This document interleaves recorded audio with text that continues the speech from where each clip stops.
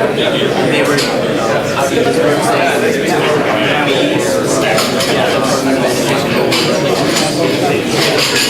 yeah, I mean, the funny one.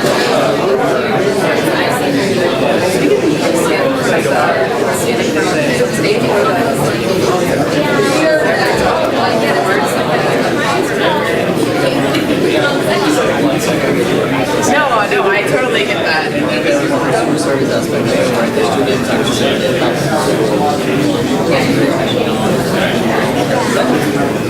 that gentleman was talking about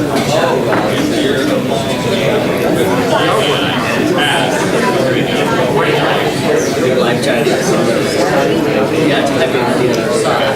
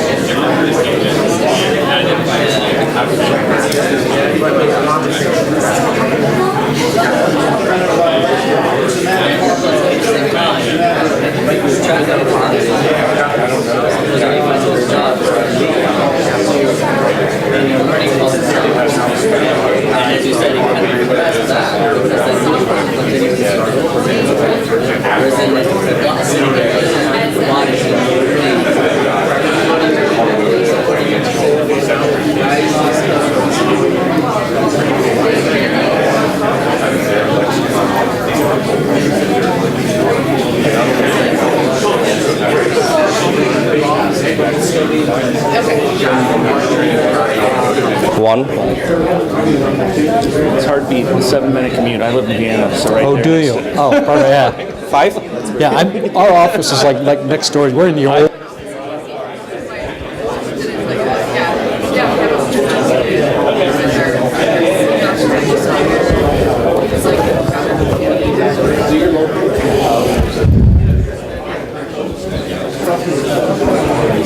One, two, three.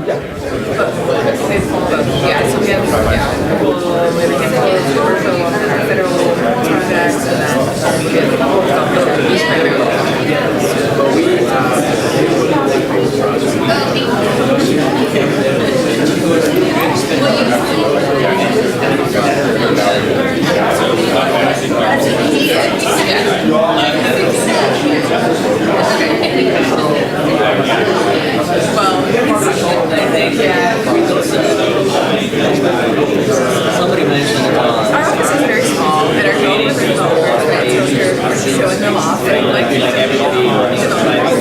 sure.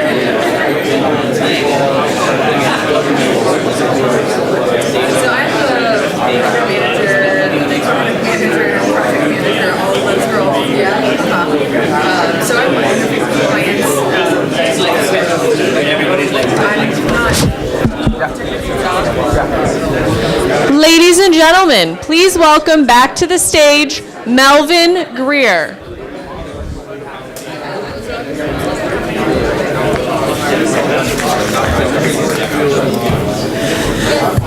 So I hope you guys had a great break. I know that we had and are continuing to have, it appears, some great conversations about artificial intelligence in government. It is a very important topic, so I'm glad that we're doing that. I hope that you're ready for the second half of our program. And I'd like to ask the folks from the industry panel and the moderator, Carl Buffington, to come on up to the stage. It'd be great if you guys could start coming on up. And then, because we'd love to hear from you. Carl? I'm not Mike. That's okay. Okay. Thank you so much, sir. All right. Thank you, Melvin. Appreciate it. Hello, hello. Hear me okay? Okay. Well, good morning again, and welcome, everybody. You know, I always cherish these opportunities to have the collaboration between industry and government and facilitate a lot of good learning and dialogue and conversation. I think there's been a tremendous amount of that this morning already. And just by way of introduction, I'll introduce myself. set a little bit of context, I'm going to ask our panelists who have gladly accepted to come up and talk as well. So thank you guys very much for being here. I'm going to ask them to introduce themselves because they'll do way better justice than I ever would with talking about them. And then we'll get into a handful of dialogue, some questions at the end, and we'll roll from there. So again, my name is Carl Buffington. I'm the CTO for the ASRC Federal IS&T Operating Group, really the heavy IT side of what ASRC Federal does. We've been in the business of big data / artificial intelligence and these kind of concepts for the last 3 or 4 years or so. And one of the things, and again, in terms of setting context and the dialogue we want to have today is really talking about serving the government mission. And again, we've learned a lot of stuff already. We've had a lot of great dialogue already, but I'm hoping we can add a little bit more into that and infuse a little bit more conversation into that. One of the biggest things, and I want to tee off Justin's last question because he asked a great question about gap, right? One of the gaps that I think about a lot is with what I see coming from government or in dialogues with government about what is AI? How do I use AI? What do I do with it, right? There seems to be a lot of confusion or there seems to be a lot of, I need to learn more about this, right? And I think the quintessential problem, and we heard a little bit about this already today, and we'll hear a little bit more about it, is there was a couple of great questions. The NIH use case around Alzheimer's, the question that came from the corner over there about processing data. We've all heard, and we continue to do this to ourselves, create huge amounts of data all the time, and it's just getting worse and worse and worse, right? I just got out of a meeting with Gartner yesterday talking about the next wave of stuff as well. And we're going to keep doing it to ourselves. When you start talking about IoT and everything having sensors and starting to communicate and that creating data. So it's just become overwhelming at this point for us to take legacy processes for humans or business processes where it's heavily reliant on somebody to do the analyzing, right? So that's really what we want to talk a lot about today in our questioning and our discussion is how do we apply a lot of these solutions? How do we make sure that we, another great comment that was made was the dialogue around the fragility and the robustness at the same time. So how do we play to the strengths of what is available today, right? Because we've all heard about AI solutions for the last 20 years. We kind of put it in the bucket of we were going to have flying cars around this time of year, right? I mean, this was it, right? But the AI solutions are there. Are they advanced to bots going to take over? No, but there's great things to leverage right now, and I think we've heard some of that, and we want to talk some more about that today and how we can do that. So with that, as just a very brief introduction, I'd like to turn it over to our panelists to just quickly introduce themselves. Matt, sure. If you wouldn't mind starting. Yeah, am I live here? Okay, great. My name is Matt Beal, and I'm the Federal Business Development Manager for Intel's AI Products Group. This group is focused on accelerating AI adoption across industries, including government. And that's everything from custom chips for accelerating deep learning that we'll bring to market, to a software stack designed for deep learning, to software tools for collaboration for data scientists. The AI Products Group is primarily focused on deep learning training, but we're also an umbrella for all of the other AI-related pieces of Intel, whether that's software optimizations to run deep learning on Xeon, or FPGAs, field programmable gate arrays for inference. We're trying to unify a lot of the messaging and a lot of the different components that we can bring to the table there. And I think that the takeaway is that Intel really wants to play at every level of the AI solution, from data center to edge, and also up and down the stack. And then the last thing that I'll say is I've been on the other side of this table. Prior to Intel, I was an intelligence analyst for about 7 years, and what you're talking about rings very true for me.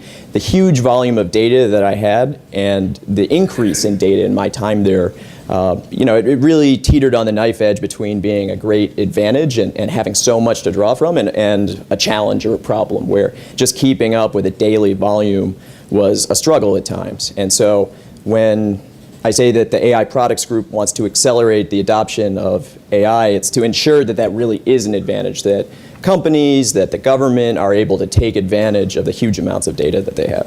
Great. Thanks, Matt. Josh? Good morning, everyone. My name is Josh Elliot. I am with Booz Allen Hamilton. I am part of Booz Allen Hamilton's data science and machine intelligence practice. We recognized the need for data science as a trade craft many years ago and started building up that skill set internally. And we're at the point where we're about 1,000 different data scientists across the firm in different domains and specialties. I'm a director within that group of our machine intelligence business. So we use that word machine intelligence instead of artificial intelligence for all those reasons that I think many of you have talked about today in terms of the AI connotation of some sci-fi robot thing.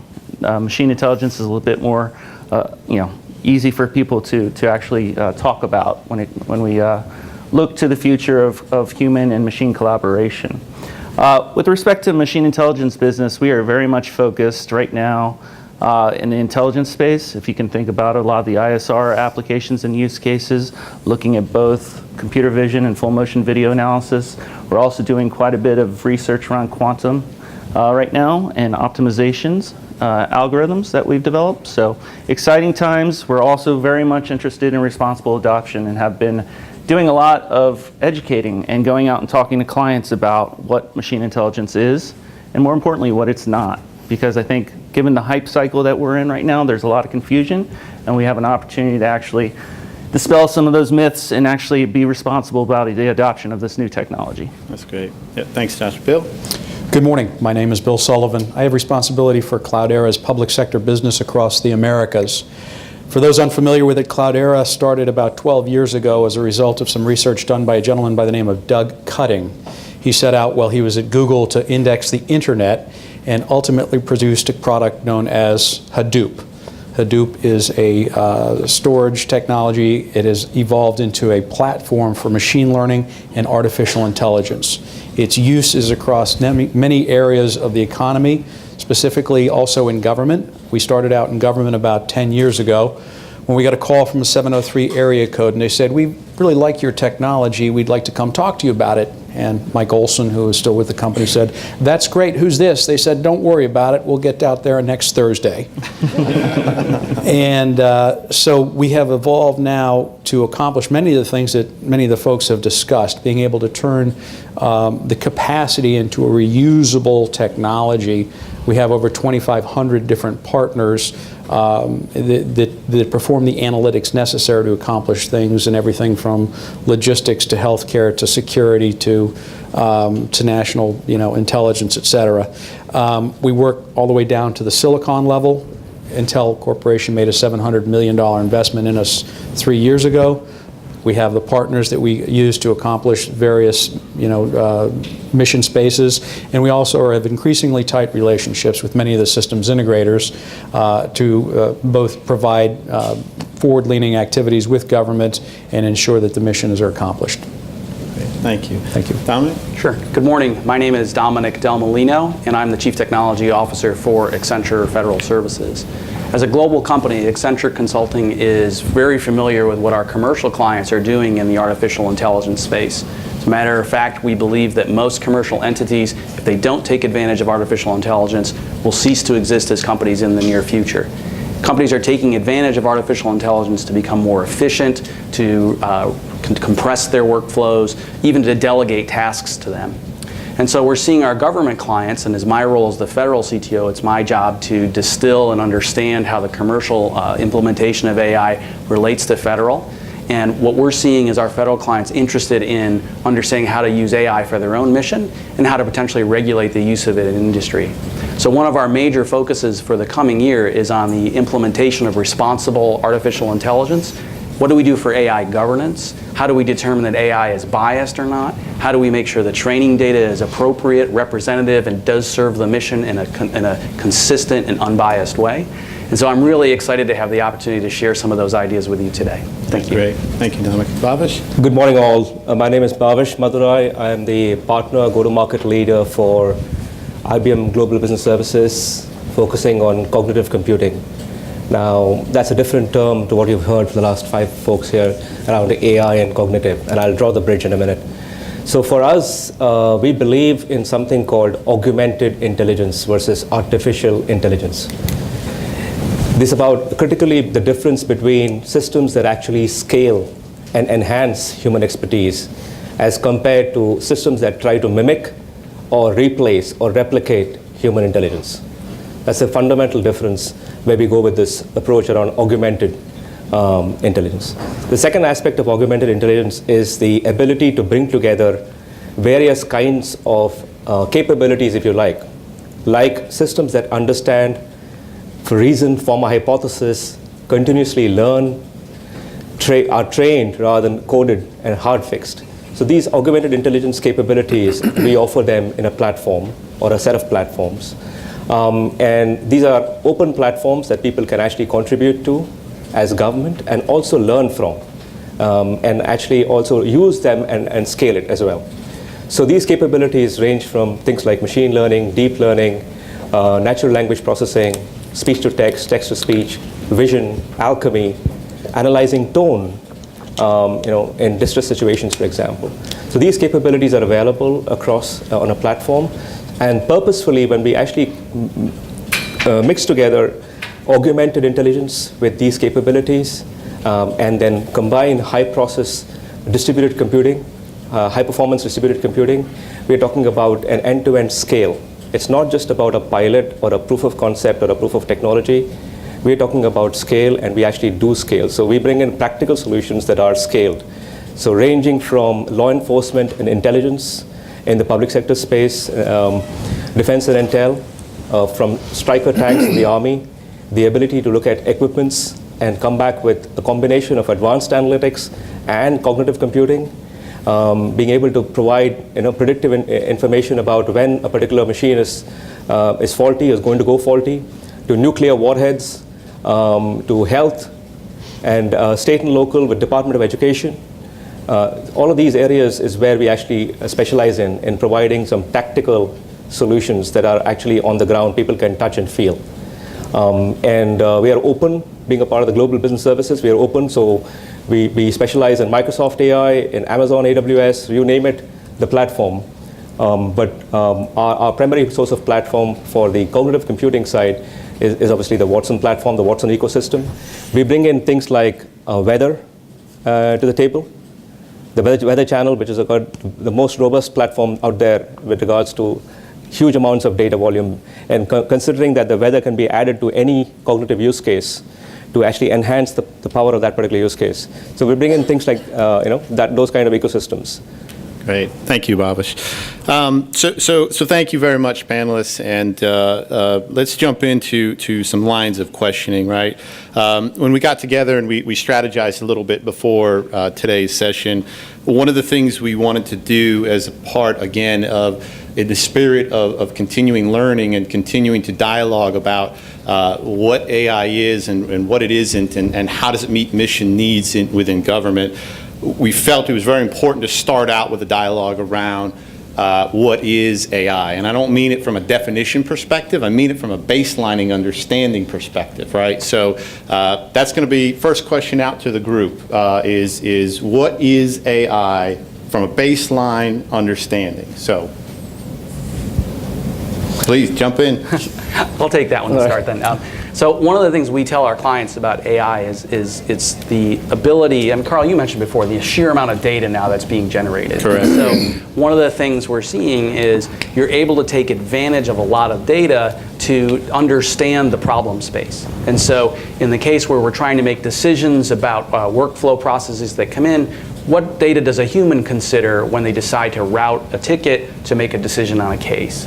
And so what we're finding now is with advances in computing horsepower, we're able to represent and let the computer examine the data, examine the decision we make, and learn the patterns around what data informs us to make which decisions. And so now, in the past, we were getting about 60 to 70% accuracy on the computers learning to mimic or at least repeat what we do and understand the data we look at and make the decisions we make. Now, though, we're seeing the horsepower has allowed us to get into the high 90s of accuracy where the computers can actually go and, with confidence, make a decision on our behalf. Yep. And so that's really the exciting thing now, is that we have this possibility to train the systems to take on tasks that we in the past had to delegate, and there were more rote kind of things. So it's kind of the early excitement there. Yeah, and Dominic, I think it's a tremendously important point that got brought up earlier, but I want to press upon it again, is the confidence levels in the results, right? 3, 4, 5 years ago, they were really low, right? So these solutions weren't really all that applicable. We talked earlier about losing the confidence of the end user. You start saying the wrong things, you start bringing up the wrong threats, all of a sudden everybody doesn't pay attention to the systems anymore because they're not useful for actionable intelligence if you're getting the wrong intel, right? So I think that's a great point, right? Yeah. So the other thing too to think about as we talk about this is maybe even some use cases, right? Maybe not in the case of a case study like we did in the lightning rounds where we talked about how we saved somebody all kinds of money, but if we can also help relate, I think, some of the examples to some of the things we've done as well, that'd be really helpful. Bhavish? Yeah, so from a use case perspective, again, typically when people talk about AI, traditionally you see these umpteen number of chatbots all around saying maybe the first implementation. A chatbot is a very minuscule way of looking at AI, but there's a huge amount of technology and intelligence behind the scene that happens. But if you take metrics, business metrics, when I look at, for example, the Department of Ed, who services federal student loans, for example, we're talking about over 30 million subscribers, and we're talking about these borrowers. Kind of, every person that goes out of college has at least 4 loans that he has to deal with, and so they don't get into a job immediately, right? So, and they have these questions saying, what is my unique situation? And the ability for that 80-20 rule, as Dominic said, 80% of the calls are going to be these standard calls that people can answer. So the automation part, I'm seeing deflection rates up to 30%. That could be one metric. The other metric is processing improvement. So how do I automate some processes using things like robotics, for example? So where I can, that's again a field of AI, but it's again an enhancement. Yeah. I'm seeing average call handling times going down by 5 to 10 minutes. So it's like, depending upon 30 to 35 minutes, I'm looking 5 minutes. That's a major chunk of an average handling time. Yeah. So these are some of the use cases from in the Department of Ed side. On the law enforcement and policing side, we're talking about AI technologies being able to look at social media and look at persons of interest, organizations of interest. But a case in point being with the customs, we're looking at Office of Trade and organizations of interest with importer fraud, organizations that use anti-dumping, money laundering into this country, creating an imbalance for our local subscribers. We're looking at things like which organization was owned by which other organizations, which organizations went through prosecutions, and all of this again in a standards-oriented fashion. So the outcome there is that I'm able to club human intelligence, which took weeks earlier, with some ready-made actions. Another example, traditionally with Watson, at the last conference, we stood up a person whose life was saved because she had a different diabetic strain in Japan, but the same cancer, and a different drug was given to her. So Watson was able to kind of advise the doctor saying, hey, did you consider this particular person has a different diabetic strain? Yeah. So the cancer treatment is different for this person. And so that was changed, and at the last World of Watson, there was a person standing saying, Watson saved my life. So just giving you some use cases across. Yeah, no, absolutely. Now come right back, Bill. I just want to touch on one thing Bhavish said as well. When we're talking about the kind of data, right, I think a lot of times within government, everybody's thinking about the data they create within their walls, right? Bhavish hit on something that I think is really critical in terms of having high confidence levels in your results, because it's tremendous the amount of augmentation we can do with open source news feeds, Twitters, all of these things to enhance the confidence levels of the results that we're looking at as well. So it's not just what are you creating within your boundaries, within your security boundaries, within your databases, within your applications that are creating data, but it's also augmenting and fusing with additional outside sources, which helps tell a more richer, robust story about what's going on with whatever particular use cases you're looking at. Bill? So I was going to, tying on what Bhavish was talking about, and Dominic, they actually map the human genome on Cloudera Hadoop. Okay? So what does that mean? Well, it's in and of itself, it's really cool, and it demonstrates the scalability, et cetera. But when the Zika virus broke out in Miami, they were able to use the genome mapping.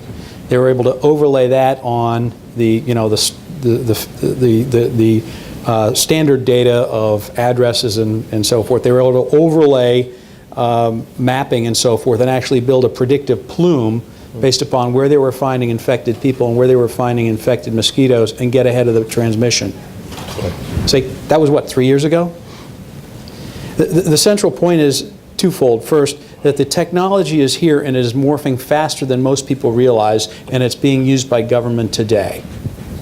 And secondly, it is being done so on a cost-effective basis. Part of the reason Intel made the investment in Cloudera, part of the reason open source is such a major role in this, is because you're using commodity hardware to do this. Mm-hmm. The cost is going down as the performance is going up, and it's a dramatic improvement. And the way that impacts government, we have a customer that was spending $100,000 a month to store per terabyte of data on another vendor, and they moved it over to a Hadoop cluster, and it cost them $2,500 per terabyte for storage.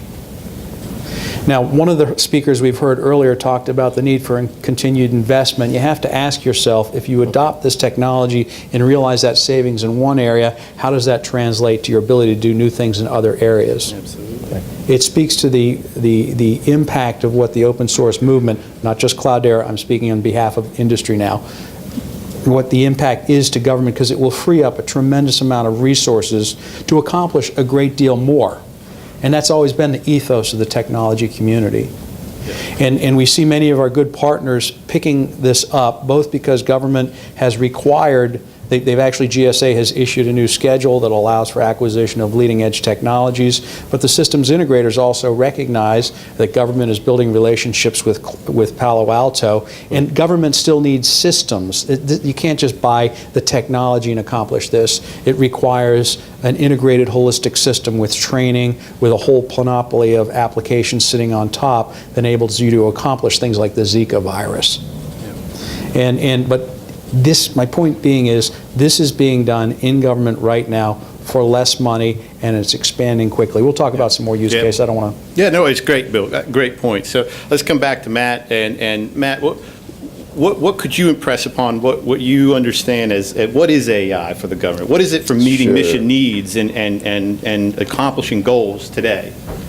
Yeah, I think, well, let me say one thing first, just on the use cases, and then I'll turn to that. So I think it'd be useful to talk through one of the projects that we did with a medical device company just very quickly to give you a sense of scale in terms of how much time it takes, how much data do you need, what does that process look like, just to make it a little more concrete. And in this particular case, we worked with a medical device company that wanted to create the next generation of imaging products to essentially look at mammogram images and determine whether or not tumors are malignant. We worked with them to identify data, in this case about 100,000 images, which is on the low end of what you want for a deep learning use case. Connected them with a third party to help annotate or label that data. As our first speaker talked about, you need to have that annotated data if you want supervised learning. And that process took about 3-4 weeks. We ingested the data into our platform, and our data scientists worked to select the right model, testing different models, and then begin the training process. And then the final couple of weeks were around testing that trained model against holdout test data, and then fine-tuning it, and then getting ready to push it to the edge, pruning it, quantizing it, and getting it to fit where it needed to go. So all told, 100,000 images, about 14 weeks, and at the end of it, we achieved that 90+% accuracy rate in terms of classifying whether or not a tumor was malignant. Now, in terms of your question about government use cases, I think that the answer is that a lot of the capabilities that we talk about seem very basic or narrow, image classification, object detection, but in fact are incredibly versatile. So it's really more about identifying what are your key problems where you have a lot of data to work with. Because if you don't have a lot of data to work with, then that's a challenge. But where do you have a lot of data, a key problem, and then sit down and start talking through this with a solution architect? And this is something that we do with customers. We have data scientists who essentially work through these problems and figure out how we could build a solution. Obviously, other people do that as well. But I think my takeaway is it applies across images, natural language processing, text. even something like natural language processing, thinking about how that could apply to different types of signals, I don't know, sonar or something like that, right? It's extremely flexible, so even if the broad capabilities are narrow, you don't want to limit yourself and think that this couldn't necessarily apply. Yeah, agreed. And I think that's the point, right, is that there's so much applicability to this. It's really about bridging that gap. Like Justin asked the question when he was walking off stage of these understandings of it and the capabilities of it and the maturity of it in terms of where we are in that life cycle. Josh? Yeah, I'll just add that there are tons of pointed opportunities out there, and one of the things that I firmly believe in the next 5 to 10 years, artificial intelligence is going to be ubiquitous. It's going to be built into the back-end platforms that you guys are already using today, and your folks and your employees are going to be, not necessarily understanding or knowing that they're using artificial intelligence, just like you guys are today. It's in very, Google, for instance, has been around for how long, and it's basically an AI that has developed the whole e-commerce community. And it's impressive, and we don't think about the use of these technologies when we're using Google, but that's exactly what's going on in the background. So I firmly believe that there are opportunities where you're trying to solve a pointed problem and you're looking for those large data sets that can help you, but eventually, as time goes on, the actual application will be built into a lot of the platforms we use today. Yeah, and I agree with that. And I think, too, the other point, if you come back to the amount of data and the continuing process of that, right, if we don't start to migrate and take advantage of some of these solutions, it's going to become even more overwhelming than it is today, and it already is overwhelming, right? So the problem's just going to continue persist and grow as that happens. And Bhavish, last comment, I'd like to move on to our next. Yeah, the only comment I'd like to make is there's been data everywhere, right? So the data has been there for ages now. Yep. My comment was that it's not necessary to look at just the volume, the velocity of the data. Nobody's denying that fact. But there are techniques in the world today that actually look at deep learning or machine learning, supervised or unsupervised learning, that actually can use the finite amount of data, but dive deep into that data to provide insights. So, before you actually look at the wider ecosystem and muddy it up, even if the data that you have in the nearby ecosystem, yes, unstructured, content, text, whatever, that could be actually mined because there are techniques. Again, I'm a strong proponent of, I've been a customer in the past as a CIO, different horses for different races. Mm-hmm. Cognitive computing is not advanced analytics. It doesn't replace statistics. Let's be very clear about that. So it's the combination of these two that brings in. Yep. If cognitive can bring in the unstructured analysis and bring it into a format that a structured set of statistics can do a proper reporting or predictive analytics, that's what you're talking about nirvana, with the combination of these two, right? So that's why. Absolutely. Great point. Yeah, great point. So switching to a slightly different topic, or I guess kind of continuing on to mature this conversation a little bit more past what is it, and hopefully everybody has a pretty good baseline of understanding of the types of things that can get accomplished, and starting to maybe visualize even bridging that gap between what am I doing today, what could I be doing. One of the things we see a lot of in conversations and different dialogues through published RFIs or whatever it might be is how do we get started, right? What do I do, right? What do I do next? What's step one, right? I mean, there's a lot of, again, we've heard this today, a lot of hype around these kind of things. There's a lot of excitement around these things. There's a lot of investment around these things. But hardest, I always say, it always takes the most fuel to get the rocket off the ground kind of thing, right? So where do you start with that, and how do you get it moving? So I think it's worth spending a little bit of time in our panel here to talk a little bit about what do you start with? And Matt, I don't know if you'd like to start with that dialogue. Sure. Yeah, absolutely. So, I think that there are two components to it. One is on the data side. I think that the point is well taken that for different specific applications or types of AI, the needs may be different, and can in some cases you get by with fewer images or frames of video than somebody like Google is training on 100 million images or whatever. Sure. Mm-hmm. Yeah, but you do want to identify a data source that you're pulling from. Ideally, it's fairly robust. And in some place that you could say, port it over to label it or something like that. The other thing, though, is just more organizational and we talk about this with people on the commercial side as well when we're looking at engaging with an enterprise. We want the business to be truly invested in this solution, that it's important to a key line of business, that there's buy-in at the decision maker level and at the IT level, because what we want to avoid is kind of a cool experiment off on the side that achieves some interesting results and then isn't more widely deployed, or maybe in the government context it's not allowed to touch other types of data and really get into that enterprise environment. So I think what we challenge the people that we work with is to try and have those conversations up front. So that means identifying a problem that really is key and that your organization's leadership sees value in solving, because that's the type of thing that helps cut through and ensure that, okay, we do this cool pilot, but that's not where it ends. We move towards actual deployment. Absolutely, absolutely. Josh? Yeah, sure. I think, given all the marketing that exists in the ecosystem today around artificial intelligence, it's really easy to get disenfranchised and have your stakeholders in there. And if you don't have that champion behind you, you have the risk, or run the risk of hitting a hard stop. I think because of that, it's important to actually take a step back and ask, what are our goals? What are we trying to achieve? What does success look like? We talked about the ability to fail earlier. Having that conversation and that criteria up front is going to help with the cultural side of this change. The second thing that I talk about is risk tolerance. With machine intelligence, there's an inherent ability of a machine taking over some portion of decision making, and that uncertainty, not being able to actually look into the black box of a deep learning algorithm and understand how it achieved its result, presents some risks, both internal and external. I think it's important for organizations to really consider what the implications are, both internally to your employees, or your shareholders, or your stakeholders, but also externally to your customers and the citizen. We talked about data and talent. I just like to touch on talent just quickly. One more thing, that data science tradecraft is important, but I think pairing it with somebody, a subject matter expert in that particular domain, is absolutely critical.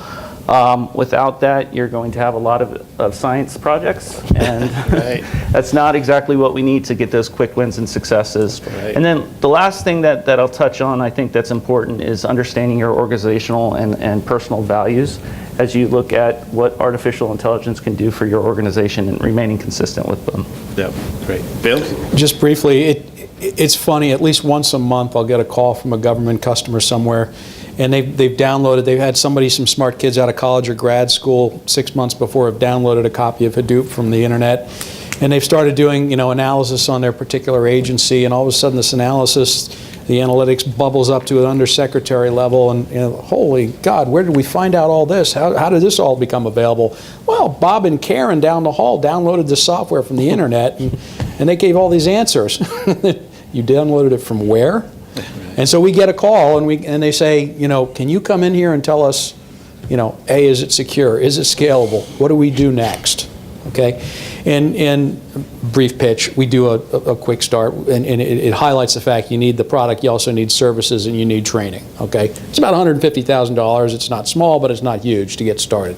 Okay, set that aside. One of the things the industry is really going towards, and again, there was an excellent point made by the gentleman from ASRC. We're looking, not just Cloudera, but all the folks in industry that manage in machine learning and AI are looking to productize the many algorithms depending on what the problem is you're trying to address.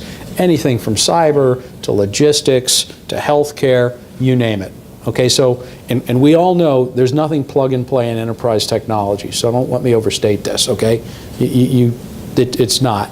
But the goal is, as our CEO said about last month, most of the algorithms have been done. What are the algorithms that best apply to the problem that you're confronting? And so we did an acquisition of a company called Fast Forward Labs last month. They don't actually make technology, they actually help customers to understand what is the algorithm that best applies to the challenge that they're seeking to confront. I share those examples, how we oftentimes get involved with government customers, because they wake up and realize what's possible, and then they say, what next? but also to share with you an understanding of where the industry is going. It has been, like the gentleman said, a bit of Mad Max, but increasingly we're seeing many applications being built to address specific algorithms and to address specific business challenges and algorithms, and again, whether it's cyber, logistics, what have you. So my suggestion is, get active in groups like this. There's probably a lot going on around you that you're not particularly aware of. Make sure that you understand where the technology is currently being used successfully. Recognize that many of your existing partners probably already have at least some exposure to it, if not deep exposure to it. And finally, that you really don't have to repave the road. There is probably, much like your iPhone, there's probably an app out there that can do it. And think about finding that before you think about writing something new.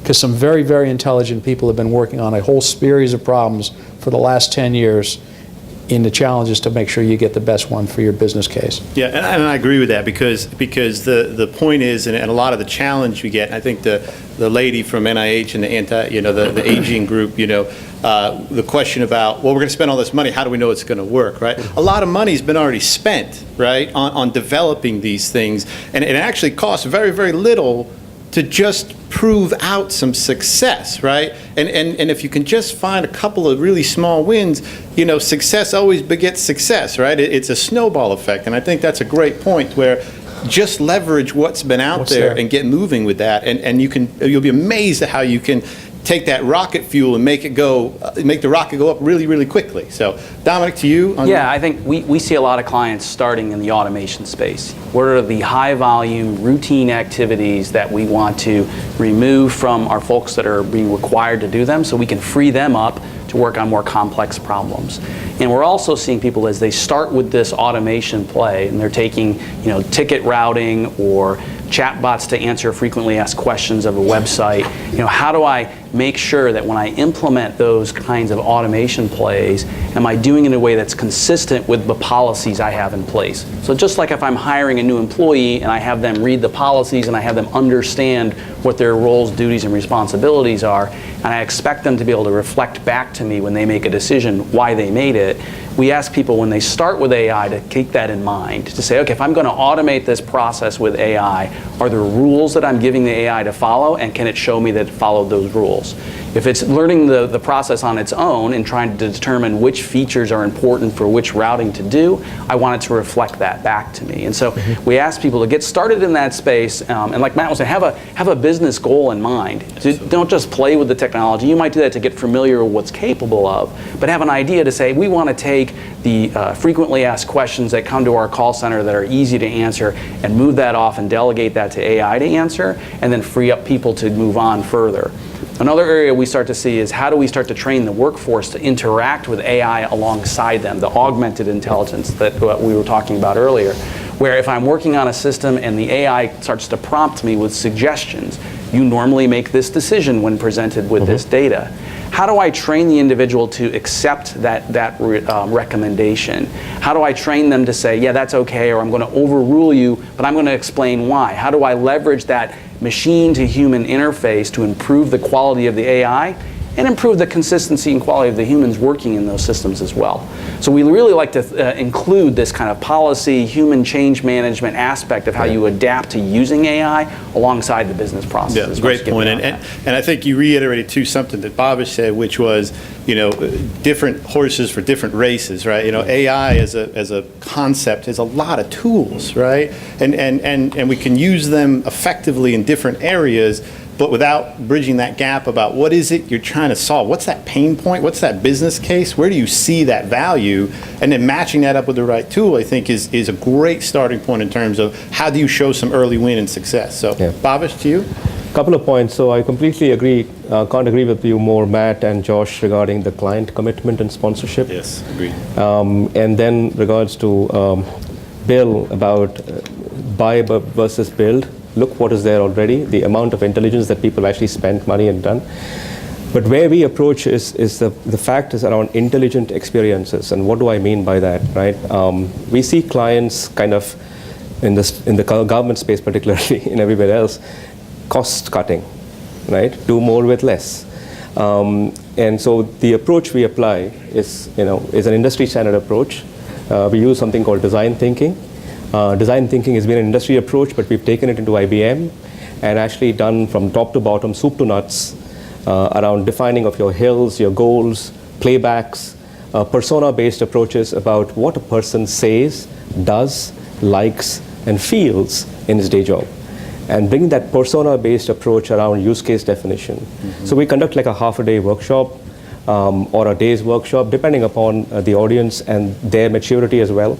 Back to Josh's point about subject matter experts, bringing them, the actual field user, to the table. And what do you say, do, feel, and like on your day job? And how can this be different? In your 10-step process, can 3 steps be automated? Right. So once we define those use cases in that very highly collaborative manner, we then play it back to not only themselves, to the senior management about these are the use cases, what are your priorities?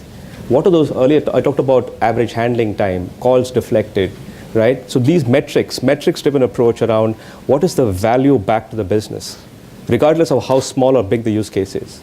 And then that's one part of it, the design thinking part. Then bringing in this cognitive approaches around, we have these APIs. Bluemix is a 100% open source API.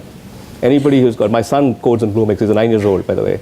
He finished Scratch, he's going to Python, he's in Bluemix. So it's 100% open source, you can pull it. Yes, it's not plug and play, you can actually pull it, and then you have to write some code around it. But end of the day, basic functionality you can use before you actually build, write, create from start. Yeah.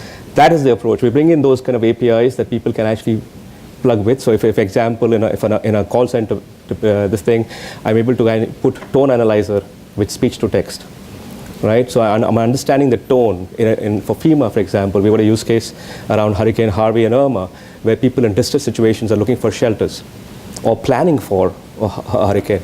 And the ability to come back with context-sensitive replies and then do a back-end workflow as well. Go and create a ticket, update a ticket, create a call to the hotel, whatever it could be. I'm just giving examples. So that's the second aspect. The third aspect is we all live and breathe this in our day lives, the concept of iterative and agile. But so again, agile to the point, it's not a proof of technology. I'm a strong opponent of proof of technology, proof of concepts. They need to be pilots that real people can touch and feel. Yep. Yep. Then we get real feedback, and that's what I'm seeing with my clients. Even if it's a very small use case, we're talking, and anybody talks to you saying cognitive computing, I'll do a month or a year's project, ask them to take a walk. These projects are supposed to be done in weeks or less, in days. Yep. To prove technology, we can do it, but in terms of actually deployment to production, we're talking weeks. Yep. And that's what we are realizing in the market. Yep. My tip of the cap to you on getting your 9-year-old to be coding, I can't get mine off Minecraft, so that's good work. Could I just jump in? Minecraft and Scratch, they have that link, yeah. Yeah. Could I jump in? And just to pull back, I think if you're thinking about getting started on AI, there are a few different components. The hardware, the platform, the analytics or the algorithm work, and then probably a services component as well, someone to come in and integrate this into your workforce and teach them. And so I think you need to think about all of those components, and it's worth looking around and seeing which of those you may already be able to kind of pull off the shelf that you may have in your organization. So maybe you're already on Cloudera, or from a hardware perspective, that can be everything from GPUs to, one of the things that we're trying to emphasize is you may be able to use some of your own existing hardware infrastructure. We've done a lot of optimization work on Xeon. So if you have a huge server farm, as I suspect many government agencies do, you might be able to utilize that to get started. So look at all those 4 different pieces, see what you already have and can build on, and then what other parts you need to pull in. Yep, couldn't agree more. So wrapping up, we have one more quick topic, and we do need to keep this one brief because I do want to give plenty of time for the Q&A portion of this and address questions and such. But back to you gentlemen, I think we would be remiss if we didn't at least touch on governance and compliance issues. It's always a topic, much like security is, right? It's always a topic within the federal space in terms of how do we manage this kind of stuff, right? How do we, set the boundaries, the guardrails, right? How do we do these kinds of things and get started with that, right? A lot of agencies will start out by creating those documents, right, before they even get going on something else. So just love to hear from you guys in terms of your experiences and thoughts on how do you begin with governance and compliance issues on AI-related solutions. So, Dominic? Yeah, I can start with that. I mentioned earlier the need to make sure that when you build an AI, can it record the information it used to make a decision, just like you'd expect an individual to be able to do. And so you have policies that require people to maybe say what pieces of data they looked at when they made a decision. You should bake that into the AIs when they do so.